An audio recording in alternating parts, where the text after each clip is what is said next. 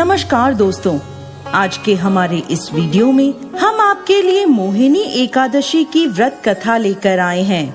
एक समय की बात है, भगवान श्री कृष्ण और युधिष्ठिर महाराज के बीच एक महत्वपूर्ण संवाद हो रहा था। युधिष्ठिर महाराज ने भगवान श्री कृष्ण से पूछा, हे जनार्दन, वैशाख मास के शुक्ल पक्ष में कौन सी एकादशी आती है और इसके पालन से क्या फल प्राप्त होता है? कृपा विस्तार पूर्वक बताएं। तब भगवान श्री कृष्ण बोले, हे युधिष्ठिर, वैशाख मास के शुक्ल पक्ष में आने वाली एकादशी का नाम मोहिनी एकादशी है।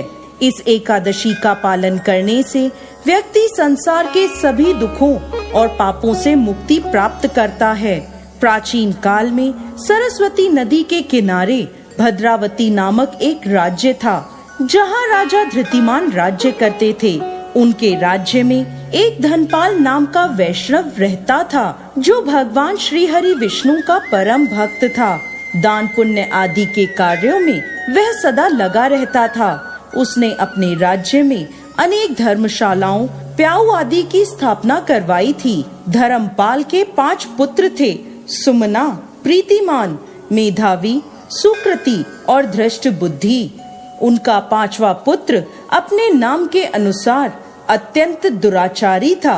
मदिरापान, मांस भक्षण आदि करता था। पाप कर्मों में वह सदा लगा रहता था। एक दिन उसके पिता ने उसे एक वेश्या के साथ देख लिया। उसी समय उन्होंने उसे अपने घर से निकाल दिया। अब धृष्ट बुद्धि ने अपने नगर में चोरी आदि करना शुरू कर दिया। पकड़े जाने पर वह जंगलों की ओर भाग गया। पशु पक्षियों को मारकर खाने लगा।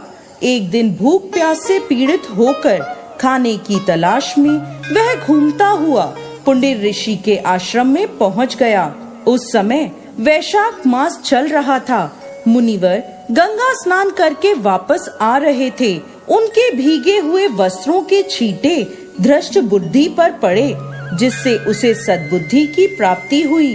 वह मुनि के आगे हाथ जोड़कर खड़ा हो गया और बोला, हे मुनिवर, मैंने अपने जीवन में बहुत पाप किए हैं।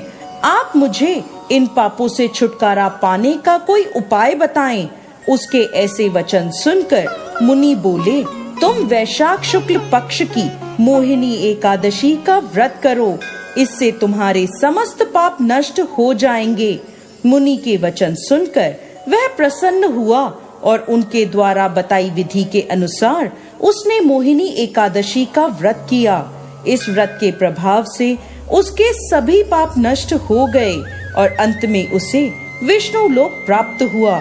इस व्रत को करने से व्यक्ति को मोह जाल से मुक्ति प्राप्त होती है।